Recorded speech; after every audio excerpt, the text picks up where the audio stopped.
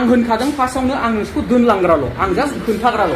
नोंसोर खामानि मावनो हायो हाया बे नोंसिनि उननि खोथा खिन्थु आंनि इनस्टिट्यूट हिसाबै आंनि खामानिया जाबाय नोंसोरखौ खामानि खोन्थाहैनांगौल' आं नोंसोरखौ दोनलांगोन इनस्टिट्यूटनिफ्राय आंहा बावहाय जेबो रेसपन्सिबिलिटि गैया ओमफ्राय जोङो फैनायनि सिगां मोनसे जों बिसिनिफ्राय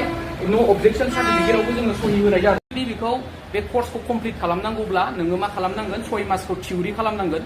बिनि उनावहाय नोङो मा खालामनांगोन 6 मान्थखौ आरोबाव हस्पिटालाव नोङो प्रेक्टिकल खालामनांगोन आरो नोङो जुदि जब एप्लाइ खालामनोब्ला दानि मार्केटआव मा खालामनांगौ जिकुनु हस्पिटालाव जोंनि लकेलावहाय लकेलनि सिचुएशना मा माने प्रेक्टिकल माने एक्सपिरियेन्स लानांगौ जायो 1 बोसोर मिनिमाम माने टटेलि मा जायो 6 मासा थिउरि जायो 6 मासा थिउरि जायो ओमफ्राय माबाया 6 माना प्रेक्टिकल जायो ओमफ्राय आरो 1 बोसोर बिसोरो एक्सपिरियेन्स लाबावनांगौ जायो आरो दा जों बे बुस्थुखौ एक्सप्लेन खालामो आरो बिसोरनोहाय जिडिआ 6 मान्थनि जों थिउरि होयो जोंनि रेसपन्सिबिलिटि जाबाय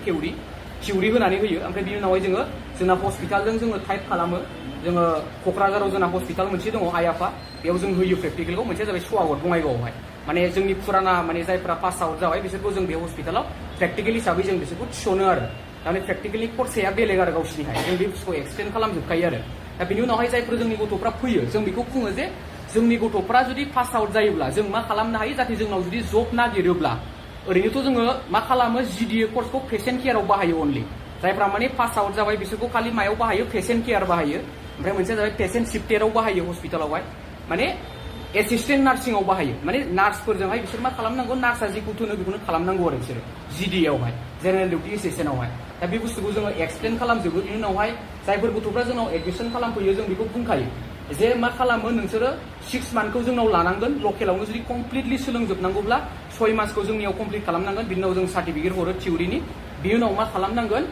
6 मान्थखौ हस्पिटालाव प्रेक्टिकल खालामनांगोन आरो बिनि उनावहाय प्रेक्टिकल सार्टिफिकेट हरखाङोब्ला आरो मा खालामबावनांगोन नोंसोरो 1 बोसोरनि थाखाय नोंसोरो एक्सपिरियेन्स लानांगोन जाहाथे नोंसोरो हस्पिटालाव एप्लाइ खालामोब्ला गोरलैनो एक्सेप्ट जायो दा नैबे बुस्थुआ जाहैबाय मा जों मोनसे बुस्थुखौ होनो नोंसोर जुदि जोंनिफ्राय डाइरेक्टलि जब लुगैयोब्ला जोङो माखासे हस्पिटालजों जों रायलायनानै दोनो बा बिसोर जोंनावहाय अफार हरो जे नोंसिनि गथ'फ्रा जुदि सोरबाफोर इन्टारेस्टेड दङब्ला पेसेन्ट केयारावहाय नोंसोर मा खालामनो हागोन जोंनियाव लानानै फैनो हागोन बेवहाय जों मा खालामगोन माखासे प्रेक्टिकेलि नोंसिनावथ' प्रेक्टिकेलि जाया जों प्रेक्टिकेलि माखासे जोङो जिडिएनि माखासे ट्रेनिंफोरखौ जिडिएआव मा माया इनक्लुड जायो जों बेखौबो जों ट्रेनिं होगोन बेजों लोगोसे बिसोरो मा खामानि मावनायजों लोगोसे बिसोरो माखासे आखाइनि जेनाखि मेन जेनेबा जिडिएआव जोङो मा जिडिएआव माखासे थायो जेरेखम पेसेन्ट केयारावहाय नोङो बेडशिट चेन्ज खालामनाय ओमफ्राय पेसेन्ट मबिलाइजेसन पेसेन्टखौ लांलाय लाबोलाय खालामनाय ओमफ्राय डाइपार चेन्ज खालामनाय ओमफ्राय इउरिन पाइप नोङो इउरिन बेगखौ माबा खालामनानै होनाय ओमफ्राय बिनि उनावहाय ड्राइ मुभिं थायो जेनेबा बेडफोरखौ साफा खालामनांगौ इनफेक्सन जायोब्ला माने मेडिसिन लागायनानै जुदि जे रुमावहाय गथ'आ दङ माने पेसेन्टआ दङ बेखौ मा खालामनांगौ टटेलि बेखौ माने रुमा जुदि मैला जाबायबा बेखौ क्लिन खालामनांगौ आरोखि बे माने पेसेन्ट केयाराव फैजोबो जाहाथे माने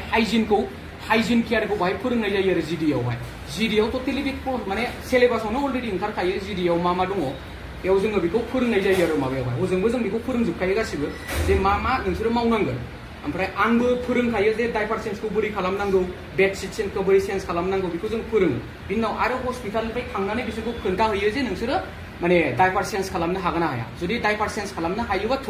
नोंसोर मुभिं खालामनो हागोन ना हाया माने क्लिन खालामनो हागोन ना हाया बेड क्लिन खालामनाय बेडशिटखौ चेन्ज खालामनाय ओमफ्राय नोंसोर bedpan and urine can service होननानै बुङो सोरबा पेसेन्टआ जुदि सिखारनो हायाब्ला बेखौ मा खालामनांगौ बेडआवनो बेखौ टयलेट खालामहोयो आरो माने माबा लागायनानै सिङावहाय दा बेफोर खामानिया पेसेन्ट केयाराव फैगोन नोंसोर बेखौ मावनो रेडिबा थांनो हागोन मावनो रेडि गैयाब्ला नोंसोर थांनो नाङा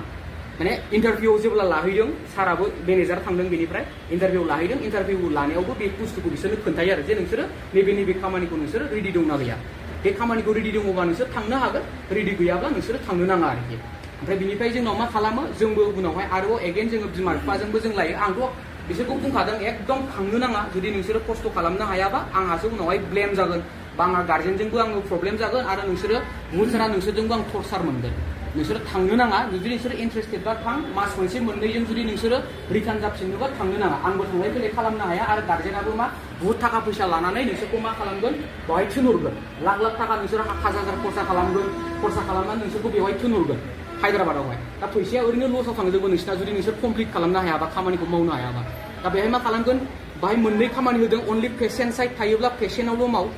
नोङो टयलेट साइडआव थांनो नाङा क्लिनिंआव थांनो दरकार गैया टयलेटआवहाय बाहाय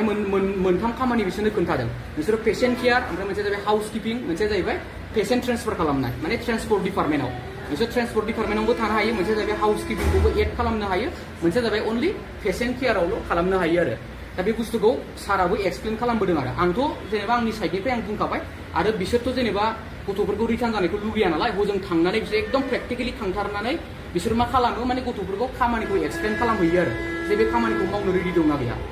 बे खामानिखौ मावनो रेडि नङाबा नोंसोर थांबानो जाबाय गार्जेनावबो पारमिसन ला उइदाउट गार्जेन पारमिसन नोंसोर रावबो थांनो नाङा दा बिनि उनाव आं मा खालामो बे फैखांबाय इन्टारभिउ लानानै बिनि उनावहाय आं मा खालामबाय गार्जेनफोरखौ आङो लेंहरनानै आं गासिबो गार्जेनखौ लेंहरदोंमोन सोरबा गार्जेनखौ लाबोआखै थांला जोंना हगार हरखायो सोरबा बुंदों आरोखि जोंना हगार हरखायो जोंना अके जोबखा माने जोङो गार्जेनजों रायलायनांगौ दरखार गैया माने जोंनो माबा खालामसै जोंना अके जोबखा बेबायदि बुंनायाव माने आं मा खालामनाय जादों थारमाने बिसोरखौ आं होनखादों फार्स्टआवनो आं नोंसोरखौ दोनलांग्राल' आं जास्ट खोन्थाग्राल' नोंसोर खामानि मावनो हायो हाया बे नोंसिनि उननि खोथा खिन्थु आंनि इनस्टिटिउट हिसाबै आंनि खामानिया जाबाय नोंसोरखौ खामानि खोन्थाहैनांगौल' आं नोंसोरखौ दोनलांगोन इनस्टिटिउटनिफ्राय आंहा बेवहाय जेबो रेसपन्सिबिलिटि गैया ओमफ्राय जोङो फैनायनि सिगां मोनसे जों बिसिनिफ्राय न' अबजेक्सन सार्टिफिकेटआवबो जोङो सहि होनाय जादों